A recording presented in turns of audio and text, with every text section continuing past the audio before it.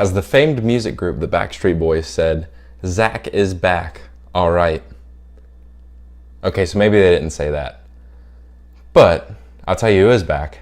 North Carolina basketball. I had North Carolina picked in all my brackets, so I can't necessarily say that I'm surprised that they won the tournament. I'm not going to entirely blame the refs for the game, but I will say they limited what could have been.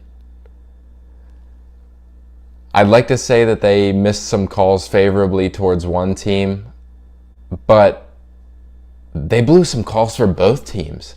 Not only did the pace of fouls that they were calling, not only did it affect the pace of the game, this more importantly affected Gonzaga. It put 3 of their biggest players on the team in foul trouble. For the casual fan that's tuning in, if you want to keep their attention, you got to make sure the 10 best players are on the court as much as they can be. With the amount of fouls that were called in that game, that really limited it. They had to put, in crucial situations, the key players had to be on the bench. And that really stopped the game from becoming what everybody thought was going to be a great championship game. And like I said, I'm not going to say the entire game sucked because there were some great parts in that game. But it wasn't as big as it should have been. It wasn't as great as it should have been. I'll tell you what was a great game, though. I have to give credit to the Mississippi State women's basketball team. While they didn't go on to win the championship, they gave UConn women's basketball one heck of a time. And it turned out to be a great game. And you know what? On the game-winning jump shot, that girl, and I'm drawing a blank on what her name is right now, but she did something that none of these other guys in the men's tournament did. The game's winding down. It comes to a crucial possession at the end. It's a 1-point game. And she drives the ball in and does a pull-up jumper, and it wins it. But you see in the men's tournament, there was a handful of games that came down to the final possession. It was a 1-point game. And these guys are sitting at the 3-point line trying to play hero ball. They're dribbling the shot clock down. They're dribbling the game clock down. And then they just settle for such a terrible jump shot at the end. But Mississippi State had it figured out. That was a great shot at the end. And I'm really proud of those girls and their effort. That was something huge that they did. And it's something that's probably going to be talked about for a good while now. So congratulations to them. So the Pirates had game 1 of 162 on Monday. Yeah, so the Pirates game was not necessarily the most eventful of games on Monday. Garrett Cole had a solid, 4 2/3 innings, and then his final out in that inning it wasn't great. And this is something that's bothered me for a while about Garrett Cole. He seems like a guy, whenever he's on, he comes into the game, he's on, he doesn't get into a hole. He pitches great the whole entire game. But whenever he gets himself into this hole, emotionally, it's not like he can keep himself composed to bring himself out of that. And that's keeping him separated from being an ace. He's the number 1 starter on the Pirates right now because he's their best pitcher going into the season. But if he wants to become an ace, he can't have outings like that anymore. One change that I think is going to happen, though, is that I think, at least for a majority of the season, Chris Stewart's going to be the catcher on the days that Garrett Cole pitches. I went back and I looked at the stats, and in almost every stat, ERA, opponent batting average, Garrett Cole's stats are lower whenever Chris Stewart's his catcher, and his pitches are more varied. So I think Chris Stewart going forward will be his catcher in at least a majority of his starts. Some other things that I saw in that game, Andrew McCutchen, in last week's show, I said that a big part of this season is going to rely on him returning to that big form that they needed him to, and he didn't show it. Adam Frazier, I think, is doing great in the leadoff spot. I really think he needs to be an everyday man going forward. I think he's going to start at second base. David Freese looked really good at third, so I think that he's going to stay at third. I really think in this situation, Josh Harrison could end up coming off the bench again this year like he did a couple seasons ago. We have the whole season ahead of us, so it'll be interesting to see where this goes from here. Randy Moss got me. Randy Moss got me. I was getting ready to report to you guys today that last weekend he decided to sign with the Charlotte Independence of the USL. And they were coming to Pittsburgh to play the Riverhounds on the 4th of July. And I was going to be at that game, but now my 4th of July is ruined. It turns out that it was an April Fool's joke and Randy Moss is not going to be playing for the Charlotte Independence. So thank you, Randy Moss, for destroying my 4th of July. So I want to talk the NBA. And there's a topic that I want to get into particular today, and that's resting players. There was a primetime Saturday night game between the Warriors and the Spurs. Both teams decided to sit their star players for that game. Everybody was up in arms about it, including ESPN, who wanted to have this primetime game, and I'm sure the Stars sitting out affected their ratings. So they weren't necessarily happy about that. Of course, LeBron James, who, this is something that really bothers me. Like in the world of professional athletes, this guy does like the least to bother anyone. But people were still always on his case, like he has to have superstars on his team. He needs this, he needs this. He's such a crybaby. No. If you want him to not take as many games off, if you want these stars to not sit in these primetime games, there's only a few propositions I have for that. The first would be you shorten the playoff field to 4 teams. Therefore, you eliminate a whole round and a possible extra 7 games in the playoffs.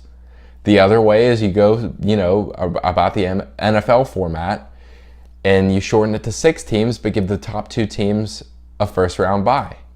That way, these guys have something to play for. If you're not going to, do anything to shorten the season or anything like that, then give the top 2 teams in each conference a first round bye. Then these guys are playing for the ability to rest.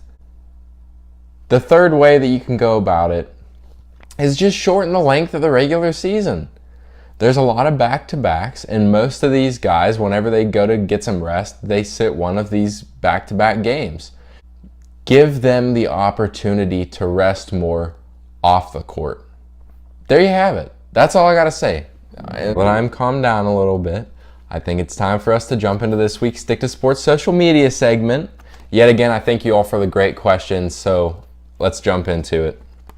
Our first question comes from Jared. Jared asks, what impact will Cam Johnson transferring have on Pitt basketball next season? Jared, I don't really think that it's going to have as much of an impact as you would think. Don't get me wrong, Cam Johnson's a great shooter, but he was also very inconsistent. This past season, he had some games where, he was like 8 of 9 from 3 and he was just on fire and you couldn't stop him. And then he'd follow it up with the game where he's like 2 of 10 and it's just not fun at all. So I would really say that it's hurting the depth of the team. But the thing that I do like about this is the fact that this coaching staff's really high on Marcus Carr and Aaron Thompson, and those are 2 of the guards that are coming in this upcoming class. As of now, I would say that this is only really hurting Pitt's guard depth. Our next question comes from the Nathan Sherman, and Nate asks, does the Buccos rotation improve from last year? They're very young, and they're bound to have growing pains, but they also have a lot of upside. I agree with you. This rotation has some upside to it. They also have some young pitchers, but from what I've seen from them last year, I think they could be good. The other thing you have to look at, though, Nate, is the rotation last year. Liriano didn't perform how they expected him to, ended up having to do a salary dump in Toronto. And the John Neese trade ended up blowing up in their faces, and that really hurt the rotation. So it's not like improving from last season's rotation would necessarily be improving much, but I really do like the potential that this year's rotation has. So thanks for that question. Our next question comes from Josh, and Josh asks, will the Pirates trade Kutch? I think it depends on the circumstances with that. If he's performing well and the Pirates aren't performing well, they may look to move him and see what they can get into return. If he's performing well, the Pirates are performing well, but they, could use some pitching or they could use something else, and Austin Meadows is just knocking the door down in AAA, they could look to move McCutchen. So as of right now, I'm going to say that I'm not going to be surprised if he's here or if he's gone come deadline. But, Baseball's a business. Andrew McCutchen is one of my favorite players, but baseball's a business, and the team's going to end up doing what they think is going to be the best move for them. Our next question comes from Rudy, and Rudy asks, how is the Gung situation going to affect the team this year?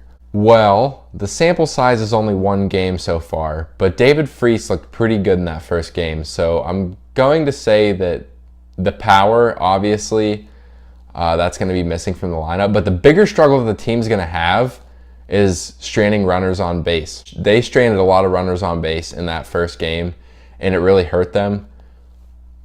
You know, as long as David Freese is hitting guys in, it's not really going to affect them much not having Gung this season. You know, I don't really know if Gung is going to join the team this year. If he doesn't, oh well. If he does, oh well. So I don't think not having Gung is going to affect them a lot this year. Our next question comes from Mark. Mark asks, how many times do I need to dunk this donut to make Sports Center? Mark, it's not about quantity, it's about quality. Let me show you an example from Vince Carter. Look at this quality here. If you were to dunk the donut like this, you would probably make Sports Center. But if you dunk it 10 times, or 5 times, or twice, probably won't affect your chances. If you go to the NBA dunk contest every year, do they count the dunks? No. They just judge the players on the quality of the dunks they perform. So, Mark, work on your form.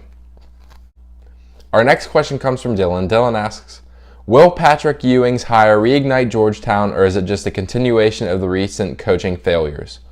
Well, Dylan, many people don't know this, but from 2013 up until now, whenever he was hired, he was on the coaching staff at Charlotte in the NBA, and he was the associate head coach. So he has some coaching experience that he's bringing with him to this job at Georgetown.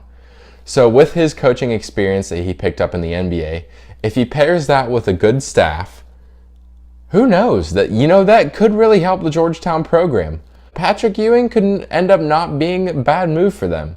But as of right now, I'm going to say it's going to turn out better for them than it did at St. John's for Chris Mullin. Our next question comes from Susie, and Susie asks, can the Penguins win a round in the playoffs without Chris Letang healthy? And I would have to say no. This team, you don't really know how much of an effect he has on this team until he's not on the ice. You saw that in the playoffs last year. Trevor Daley had to assume his role, and he had to play a ton of minutes just to try to make up for that. Chris Letang is a big piece in their defensive core, and I don't think they would be able to pull off a series win without him. And we have our final question from Ryan. And Ryan asks, are there any updates on the upcoming blockbuster film, The DeJuan Blair Witch Project? Well, Ryan, let me just say this. They had to add a 6th star to the ratings just to rate this film. It hasn't even been released yet. It's already the greatest film of all time. It's going to be very scary, and for whatever reason, they allowed Greg Popovich to direct it. So we don't really know what is going to happen. They did send me a preview, and I believe this is a photo from towards the ending of the movie. Wow. That is scary. Well, I had some fun with you guys this week, and I have this great t-shirt on. This is from the newly renamed Pittsburgh Clothing Company, formerly Centerfield Smoke, if any of you guys knew who they were. But they make some great Pittsburgh sports shirts, sweatshirts. Definitely check out their site, pghclothing.com, and get yourself some merchandise today. Thank you for watching, and I'm looking forward to seeing you guys next week. Today's show is brought to you by Shaw State Company. For more information, please visit their Facebook page.